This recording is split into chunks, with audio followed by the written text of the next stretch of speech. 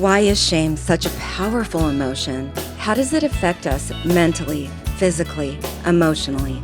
I'm Nadia Davis. I'm a mom, author, attorney, and Kundalini yoga teacher who has experienced public shaming that brought me to my knees.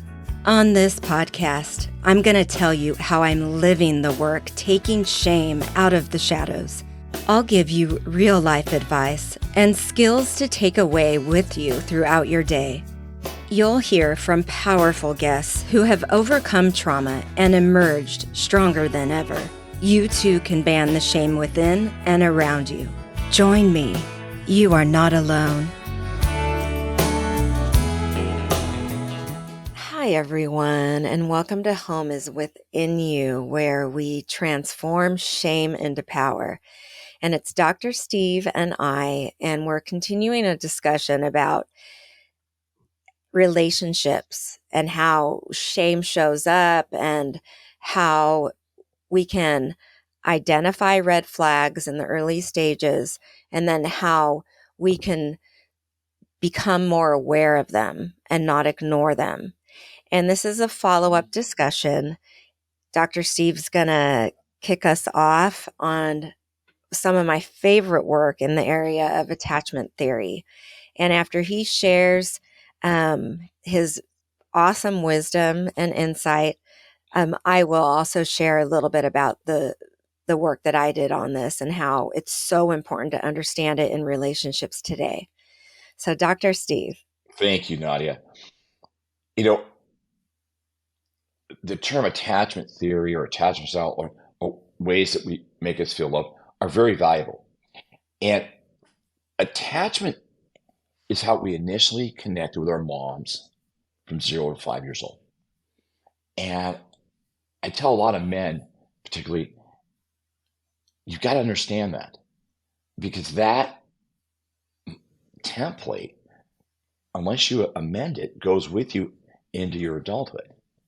And you may modify it some, but you may be being aware that allows you to secure adult relationships, regardless of what your baseline was. Mm-hmm. Regardless of how your style was earlier, whether it was very distant or it was chaotic, all these different variables going on.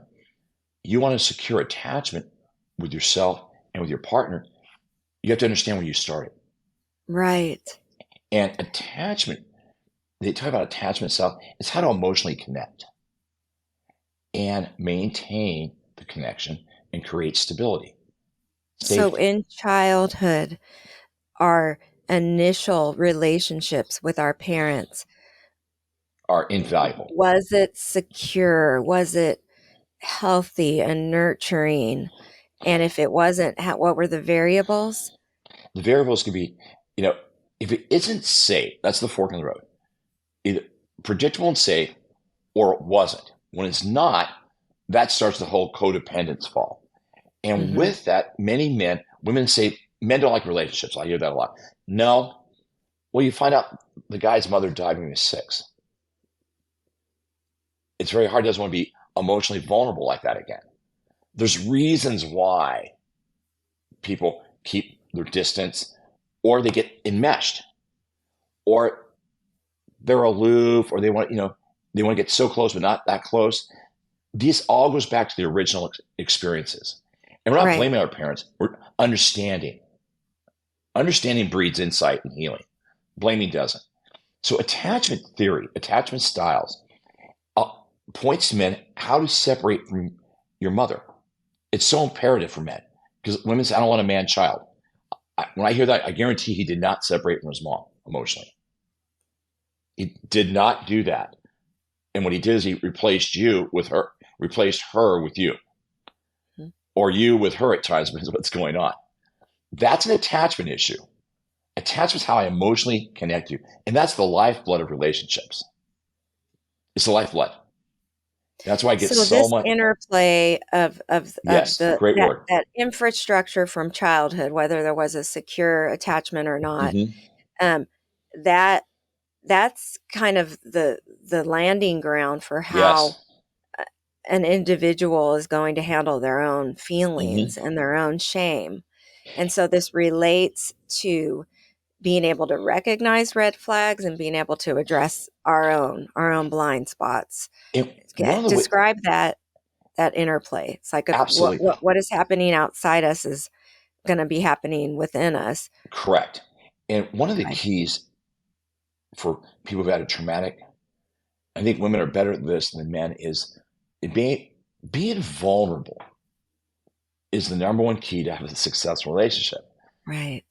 And to be vulnerable, you've got to sit with your discomfort, your uneasiness.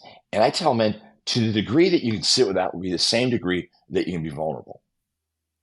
It's like 1+1=2. There's no magic here. If I Oh, I can't sit, love that. if I can't sit That's with my vulnerability, I can't sit with that. I'm not going to have. I can't really be vulnerable with my partner.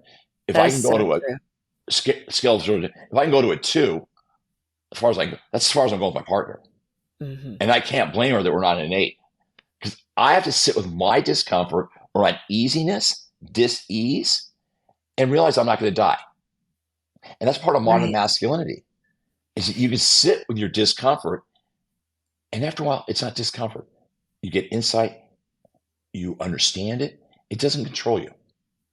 So there's layers here. It's like we're a Yes. person with an identity out in the world, and Mm-hmm. then we're someone in a relationship, and then there's Correct. us and our relationship with ourself. And Mm-hmm. then that goes back down to the first original relationships from childhood. Absolutely. I mean, the first woman you love, the first man that I love, were our parents, our mom and our dad. And people say kids who are adopted don't have it. That's not true. I have a lot of clients now that were adopted, and it was seamless because they attached. They Right. emotionally attached, felt secure. And when I hear part of the key to understand attachment stuff is, can he be vulnerable with you? Can you be vulnerable? And vulnerability isn't when you're drunk and having that kind of talk. Really be intimate because that's what we crave, is to That's feel what craves honesty right. and an ability to dive into your own feelings so you can share them with others. Mm-hmm. And there's a lot of different style. People argue about different styles of attachment.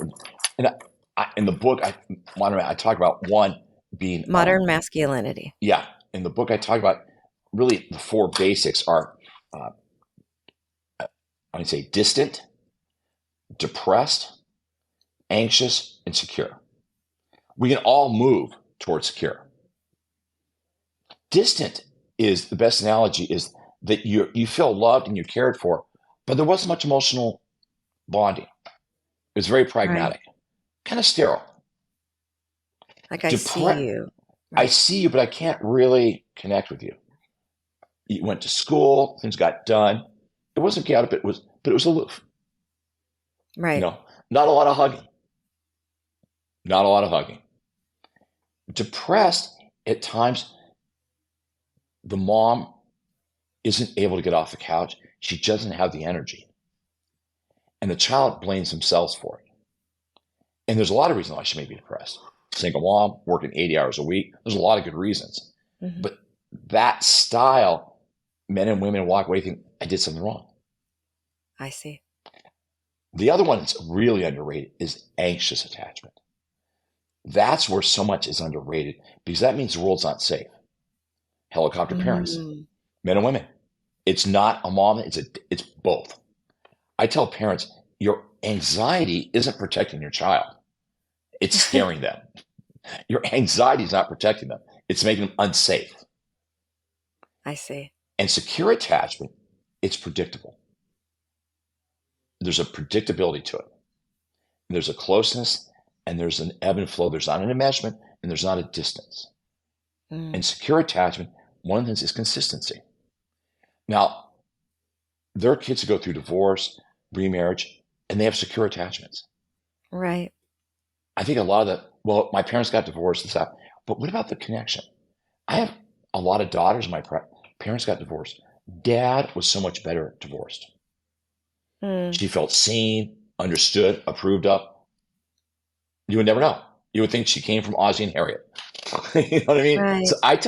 I tell my client, these forced attachment styles are very powerful because we just incorporate them. Very. Very, Powerful. very powerful. And mine was distant. I remember as a kid, I didn't hug my mom. I remember from age 4 to the day I left for college.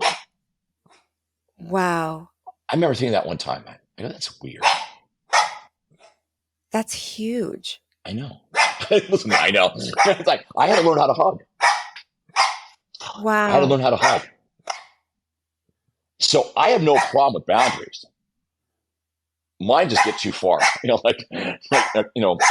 Here to Mississippi. Mm-hmm. And a lot of Wow. guys had that because their mom or something was going on. Mm-hmm. Mine was distant too. Yeah. And I remember thinking that the day I left for college, my mom cried. I remember thinking, that really stuck with me. So how else does this distant then that did it affect your interpersonal I thing? think, And then when shame showed up, well, I think shame shame was in there. separates Yeah, shame was always in there because you think as a child, they're distant because your there's something fault, wrong with you. something's wrong. I Yeah. see. So it was there. It was there. Then it And it's disappeared. subtle. That's a subtle belief. Very subtle. Oh, It's not yeah. like, No, it's in the ether. It's like fluoride's in the water. You can't taste it, but it does affect you. Shame's in the right, water. You because just can't. you're not, someone's not being drawn to you or so, Correct. or And like I yeah. had buddies that had girlfriends like from age 12 to forever. I was like, why do you always have to have somebody that close to you? Mm, It didn't make sense to me. They may have come from a depressed, where they did have it at times, and then they didn't. mm-hmm. The depressed isn't. None of these are intentional. There's Right. nothing. They're just part of our, you know, our sound. And a lot of moms who are anxious because their mothers are anxious or their mothers survived. But anxiety for boys, they go into the world and they become control freaks, over controlling. Mm, And a woman who may come from a depressed family thinks that's love. No, it's not love. They want to control everything. And then over time, it degenerates into this terrible relationship. Terrible meaning neither person's happy. Or a depressed guy might meet a woman who's very animated but after a while, there's not a balance between them, mm. you know. Or the distant guy picks a woman who's very nurturing, but after a while, it's too much for him, so he pushes her away. And I tell men, understanding how you relate to your moms will give you a monumental amount of information on how to relate to women today. And I'm saying this on behalf of women. Right. And secure is that we can heal, Nadia, like in your book, Home Within. You go within yourself and figure out what was that about. So a lot of guys come from distance, so they go into finance. Finance is unemotional. A lot of buddies I Is know have, distant kind of the most yeah, common? very much so for men. Dis Very, yeah. distant? Okay. hmm So explain then what that felt like for I, you as I a think child, a distant attachment distant. style growing up. I think distant felt very. You don't know any difference. You don't really know any difference at age 12 till you get older and start talking to people. Just think that's just the way it is. Life is and human Yeah, yeah. connection I is. saw some of my buddies, their moms give them a kiss goodbye and a hug. I'm like, that's weird.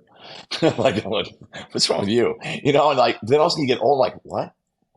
That's when boys start talking like Gosh, that explains my marriage and it's like let's see. exactly. Like Wow. I remember seeing my buddies like their moms give them a hug and kiss goodbye. I'm really thinking, huh? I go, Yeah, I well, remember I seen yeah, yeah, wow. yeah. Seeing That's what couples like happens. holding hands and all cozy Yeah, and it was like, "Oh, that's how it's supposed to be. yeah. Oh, that." But So I the didn't thing have with it's your emotional history. Let's see got it. another way because attachment gets used all the time. What's your emotional history? Right. Well, Knowing that allows you to understand your present day. It informs you of it, and getting with a the image, the Correct. structural image that you were raised in Hmm. is so Beyond. mind blowing. Nadia, that's why this short vignette we're doing today is I tell women you're on a date, they want to know the guy, ask them, so what was the atmosphere in your house growing up? Guys get that word. Like, what's the atmosphere like? Well, it was this and that. That's their emotional temperature of the house. The atmosphere is how we connect it. Like some families, like 3, 4, 5 kids have some client where they're the middle child. Their attachments, they felt ignored, which felt very distant. So Right. they're always clamoring for attention. And they get in a relationship, they've got to be noticed. Yeah, this is fascinating Isn't it? because It really, Nadia, I remember the first time Jonathan Bowlby, after World War II, as a British psychiatrist, came up with these theories. It was mind blowing. It was on the scale of psychology of the nuclear bomb. It was like, what? Like kids that were left in orphanages that were not held, their health wasn't as good, their immune system didn't develop, and they didn't have the coping skills for life. A lot of them died. I learned that when we don't have secure attachment and we don't learn the Hmm. coping skill of turning to others when in stress or in pain or anything, that there's that zone of tolerance. Hmm. And when a zone of tolerance, um, when it's normal, when we have a normal range of that, Hmm. then we can go through feelings and things with resiliency. But Hmm. when we don't have secure attachment, that zone of tolerance isn't there, Yeah, and we'll do the fight, flight, freeze, or fawn. And I know these are all words, but Nadia, but this thing about it's a way to distant, describe life. yeah, I mean, men that come from a distant mom, that's been my experience about 40%. Another 20% Wow. would be depressed. So now we're at 60. Anxiety, 20. And that leaves 20% for secure.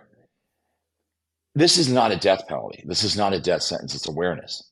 But I've had to learn being hugged is normal. So how would you have known, like, going when you're sad? The exact As a opposite. child, as a That child, that it you just that it was like, okay. or Right. no one noticed it. Right. You feel invisible. And then you date a person in college and like, what? What? Didn't you guys ever talk about this? No.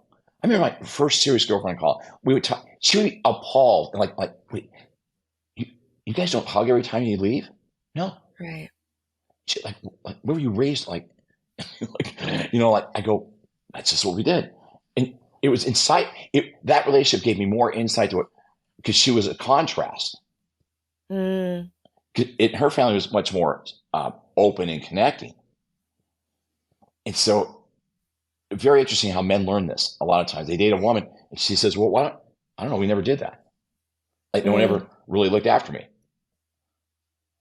I don't. Now we got to stop here in a second. But I tell women So to look yeah. at the four. Ask your partner who you're dating, what was the emotional? What was it like in your house growing up? Like, Okay. So we what have was it like? distant, depressed, anxious, and secure, Hmm. and it's those patterns, those different ways of Initial, growing yeah, up, that's the territory that a partner comes will from. will has learned to manage their own Hmm. feelings and shame, and this is a loving way to Yes, observe it all, but it it's a is way. their job. It is It, their job to learn this and within themselves. I want to say it a little differently. I agree with you. It is their job. It helps you to stay on your side of the court, Right. and you don't I personalize. see. We don't personalize as much. Someone comes from a distant family, they realize that, yeah, they're not ones to tell you about stuff. They're not. They're going to learn how, and it's an acquired skill, how to be forthcoming. They're not withholding. They just did never, we didn't do that. Instead of getting a pattern of trying to pull it out. Correct. I Okay. see. Yeah. See, That will build understand our their own awareness. style, then we can connect with them. Exactly. And we can have our limitations, our boundaries, and our that understanding, not take it personally and self-sacrifice and try to change who they are. Okay, thank you so much, Dr. Steve, for that brief overview. Now, listeners, I'm sending my heart to yours as I overemphasize the importance of going back and understanding how our childhood experiences affect our adult relationships, whether platonic, romantic, or familial. I know that going back and doing my own work and looking at the infrastructure of how I connect to others has been so important.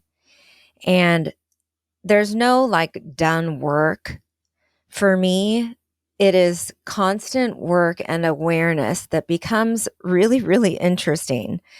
Just as in when in dating, I haven't dated in over a year. And when I do enter that world again, I know it will be important to me to know how my potential future partner learned attachment, learned human connection.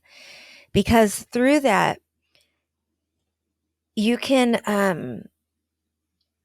when we know the attachment styles of those around us, we know kind of what steps that we can take within ourselves to become the healthiest version of ourselves in human connection. And if I know that a partner has learned this about themselves and is aware of all the blind spots that it creates in them, and most of all, that I am aware of what it creates in me, then the healthiest version of each other can come out. Then things aren't taken personally. Then when shame shows up within, it is less projected, and ultimately there is less drama and pain in a relationship. So, what I'm going to do is I'm going to read an excerpt from my memoir, Home is Within You. And it's from a chapter that's titled, You Are Not a Body Nor the Thoughts Your Mind Makes. Because as I was writing and defining and getting a really good picture of my childhood and my attachment style, I realized that in general, it was instilled in me, not by my parents, just by living, simply living. And then through the trauma that I experienced, it was instilled in me this belief that we are just bodies, that we are just our thoughts.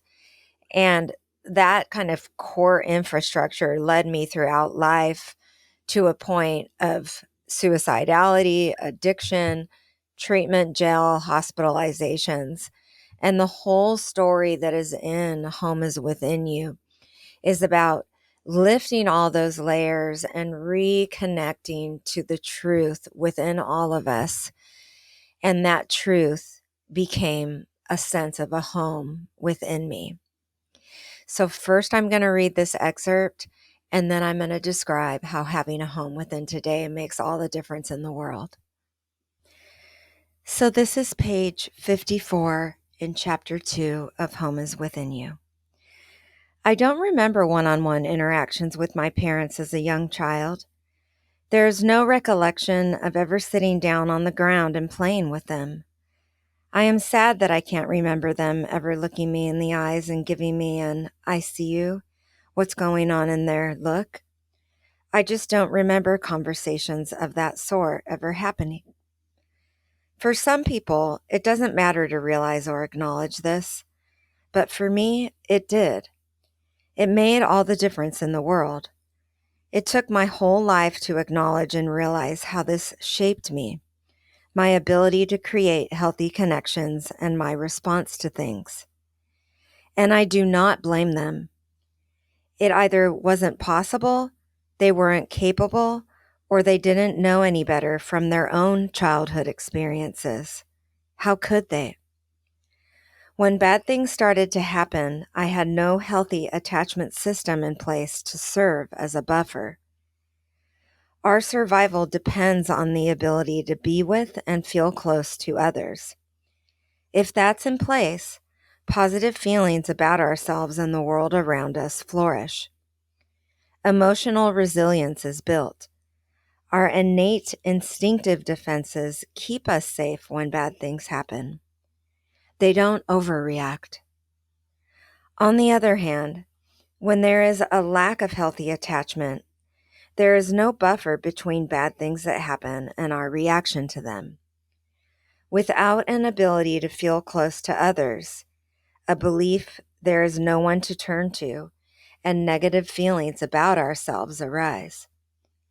There is little, if any, emotional resilience, and our instinctive survival defenses overreact. It was as though a blueprint was set deep into my entire identity and understanding of life. My sense of well-being, self-worth, and safety were based on it. Any instinctive defenses I had overreacted and became a habitual life pattern.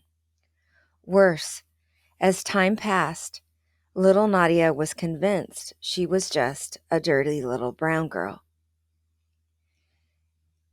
So that is a part of the book, and the rest of that chapter describes how my mind, with that psychological infrastructure, created a subtle, not a literal, a subtle belief of defectiveness in an understanding I am a dirty little brown girl.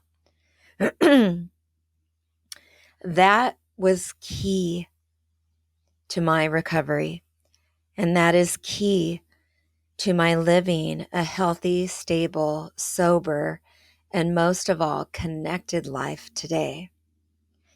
I encourage anybody out there to look in to what the infrastructure was growing up, because there is a connection between how a child is treated and then how they go about in the rest of their lives treating others. Most of all, treating themselves. And like Dr. Stephan Poulter explained, these attachment styles, or the ways in which different types of childhood experiences emerge in our adulthood, they come in 4 basic forms. Check out more about attachment theory and John Bowlby's work. And also check out Home is Within You to get a bird's eye view into how the attachment style that we grew up with shapes us. And also look into Dr. Stephan Poulter's book, Modern Masculinity. The combination of Home is Within You and Modern Masculinity truly, truly can walk any man or woman, or however you identify, through lifting layers that block us, that block you from your true self and from each other. I am sending a load of warm hugs, and thank you, Dr. Poulter. Please, everybody, spread the word and know that you are loved. See you next time. You are not alone. If you are dealing with shame and trauma, please reach out to me through my website, nadia-davis.com. You can get a free Ban Shame tip sheet and find out about upcoming events. I'd love it if you picked up my book, Home is Within You, wherever books are sold. If you like this podcast, please tell a friend, leave a review, and make sure to follow me on Apple, Google, Spotify, or wherever you get your podcasts. Sending warm hugs.